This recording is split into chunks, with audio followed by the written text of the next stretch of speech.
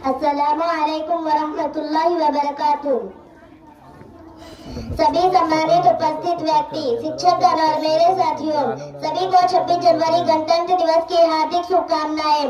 आज का दिन हमारे देश के लिए अत्यंत महत्वपूर्ण है, क्योंकि आज के दिन 1950 में हमारे संविधान को लागू किया गया और भारत एक गणराज्य के रूप में उपस्थित हुआ। हमारे संविधान में न केवल हमारे अधिकारों की बात की गई है, बल्कि हमारे कर्तव्य को स्पष्ट रूप से परिभाषित किया गया है। यह हम सभी का कर्तव्य है कि अपनी जिम्मेदारी को समझे और निभाने में सफल रहे। गणतंत्र दिवस हमें याद दिलाता है कि हमारी ताकत हमारी एकता में है, और जब हम मिलकर काम करते हैं तो कोई भी चुनौती हमें डिगा नहीं सकती।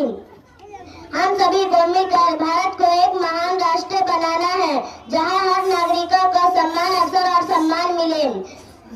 आखिर में मैं सभी को कहना चाहूंगी कि देश की तरक्की में हर व्यक्ति का योगदान महत्वपूर्ण है। अगर हम एकजुट होकर काम करें तो कोई भी मुश्किल हमें हरा नहीं सकती। आइए हम सब मिलकर इस गणतंत्र दिवस पर अपने देश को और भी ऊंचाइयों तक पहुंचाने का संकल्प लें। धन्यवाद।